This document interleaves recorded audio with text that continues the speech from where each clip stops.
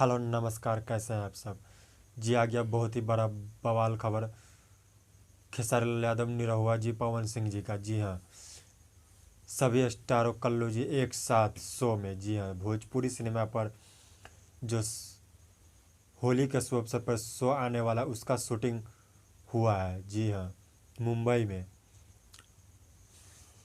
तो कमाल का तस्वीरें सब वायरल हो रहा है गोविंदा जी के साथ में। जी हाँ, वो भी गोविंदा जी जो बॉलीवुड के बहुत ही बड़ा एक्टर है, जिन लोगों का फिल्म देख देख के भोजपुरी एक्टर निरहुआ जी ने खुद बताया कि अपने सोशल मीडिया अकाउंट पे उनके साथ एक तस्वीर भी आपको दिख रहा होगा, गोविंदा जी के साथ में, पवन सिंह जी के साथ में, खेसारी जी के साथ में, कल्लू जी, बहुत सारे एक्टर और एक्टर्स के साथ में गोविंदा जी का डांस है।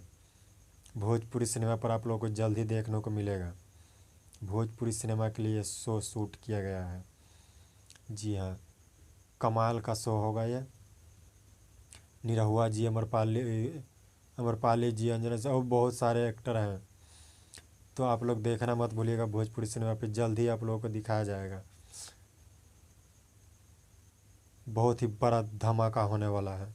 जी हाँ, भोजपुरी सिनेमा पर। वीडियो अच्छा लगे तो लाइक कमेंट सब्सक्राइब जरूर कीजिएगा। Thank you.